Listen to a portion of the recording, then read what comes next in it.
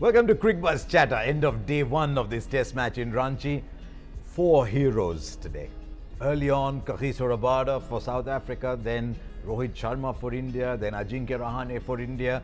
But there was one other hero, the much criticized Shaun Pollock weather app. That was the only one to say that it's going to rain.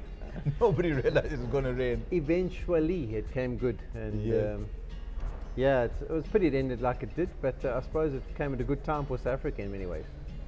Because at that point, India was just starting to run away with the game, but we saw one of the best spells of bowling that we've seen right through this series, didn't we? I mean, there's such a lot of talk this year about Harsha. We in India talk a lot about Bumrah. The Aussies talk a lot about Cummins.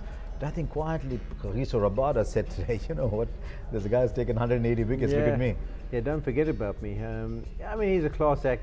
In all honesty, he probably hasn't been at his best for a short period of time, and when you set your high standards or set your own standards, people come to expect it on a daily basis.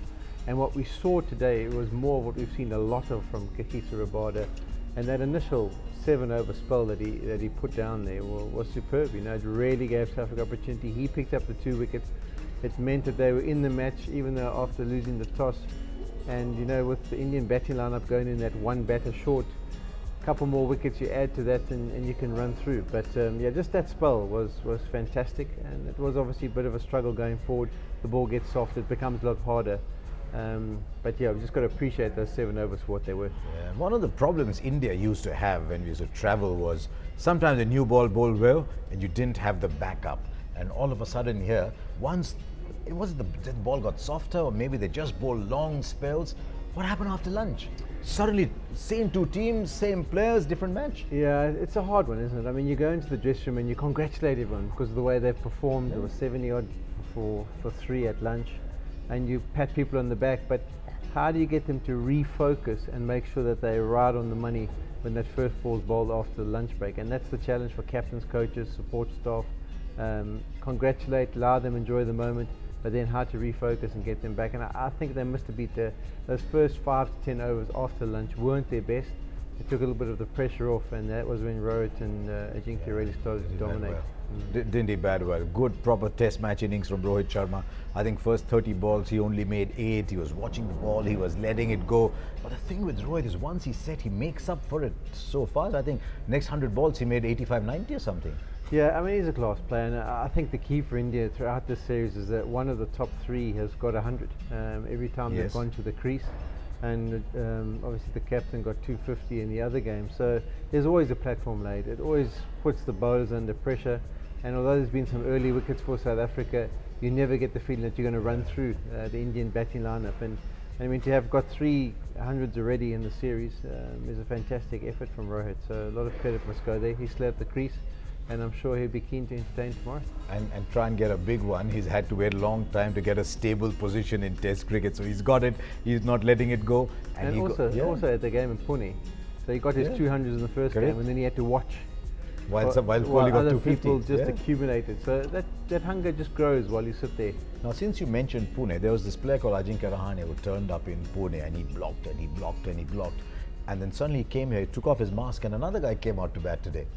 Yeah, you know, sometimes people, it doesn't matter what the situation of the game or the surface, you just don't feel comfortable. You just don't feel like you can express yourself. And then other days you can come on a really difficult surface and just feel like I'm seeing it in middle it. So, you know, each and every person is different. Each and everyone's going a different part of their career and going through a different form issue. But what he did today was brilliant. I think that's as good as I've seen him bat for a long time. The Kohli DRS. What did you make of it? I think it was hitting the wickets, wasn't it? Yeah, well, a little bit of the ball was hitting a little bit of the wicket. Yeah, but the rules are the same for everybody, and we know what umpires call this. But it looked out, didn't it? Sometimes it's funny, it just looks out, and then you see the ball going, it just nudges the stump. And also you've got to take into account, umpires-wise, when they see something, if a guy's foot is moving across the crease, after the contact's made, he moves further across towards off stump, it looks even more out. I don't think Kohli, if Kohli had just walked off and hadn't seen the DRS, I don't think he'd been too disappointed. I think once he saw it and saw how it only nicked, he would have been thinking, oh, if only. I mean, he loves to score runs. He's got an appetite for it. So unfortunately, he had to go back to the dressing room and not get that opportunity. And he would have loved to to bat like the others did. Now just looking down our app, 58 overs bowled, spin bowled 17 and went again at about 5 and over. In fact, might be more, 17 went for 85, yeah, just about 5 and over.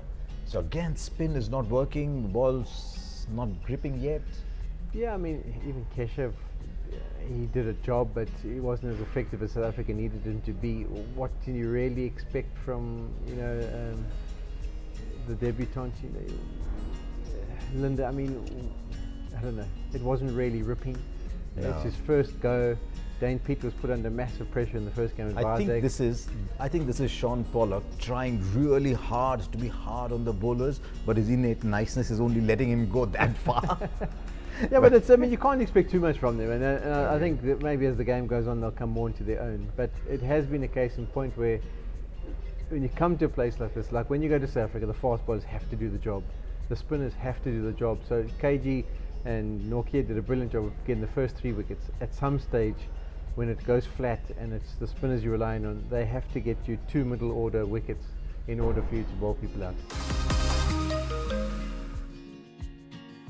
Now there's one other thing that happened today, which was of course Shaun Pollock's great attempt at using the giant screen to send a coaching signal out to the team. And I was going to ask you, what would you have done? And there was Shaun Pollock saying, cross seam, cross seam. Was that the only thing you would have done differently today, or would you have done something else? No, there are 2 things. Just from the bowling perspective, you've got to try and create something. So if something's flat on the wicket, they were trying to get the ball to reverse. We saw the effort going into shining and trying to do what they possibly can do. But you've got to try and create some variation. So if there's nothing happening, then the cross seam delivery. So if it hits the seam, it can stand up. If it hits the shiny side, it can skid on. And also the fast cutters is the most underrated delivery. I'm not saying slow balls. You just run in and you bowl at the same speed as normal, but you just cut across it. And if for some reason it just grips a little bit in an abrasive kind of surface, in a dry surface, just that little bit of movement, like a seam movement, you've got to find something just to try and create a chance. Now looking ahead to day 2, it's 224 for 358 overs. We had a stat up that said 8 out of the last 10 innings in which India won the toss and batted first, they made 450 plus. 39 for 3, we're saying don't worry about that stat, just put it away. Is South Africa worried about that? Another 400, 450? I think they would be. I mean, 2 guys set a big score already on the board. There's no doubt it's a new ball wicket. When we saw that new ball, we saw KG swinging it, the ball seaming, the ball carrying through. We saw Lungi getting in some variable bounce. It is definitely a new ball wicket. So South Africa will think they have to pick up 1 or 2 wickets before that second new ball, and then they need to have a little bit of a run of 2 or 3 wickets when they take that new ball in order to make sure India don't get a big score. India on the other side are thinking, gosh, we've got 2 guys set. Let's just hope Jinky gets through the pressure situation of trying to get the 3-figure score. But once they've done that, yeah, keep building, keep putting South Africa under pressure, make that big score and make the game secure from a draw perspective, and then go for the win. It's 22 overs before that though, so India will be, if India don't lose a wicket in those 22 overs, they're ready for the new ball. Huh? Yeah, that's what I'm saying. They need to, South Africa have to have that mindset of we need to try and pick up 2 before that new ball. They somehow have to find a way, and that's why the bowlers, the spinners, the seamers, someone has to come up with a different plan where you create half chances and create a little bit of belief. And what's the Pollock weather app saying? Pollock weather app says there could be some rain tomorrow afternoon. But 3:45 would be a good time because I think South Africa are taking on Japan, so we can sit and watch the rugby. It's a very tense day for South Africa tomorrow. Second day of the test match, South Africa versus Japan at rugby. I think it might be an India batting day.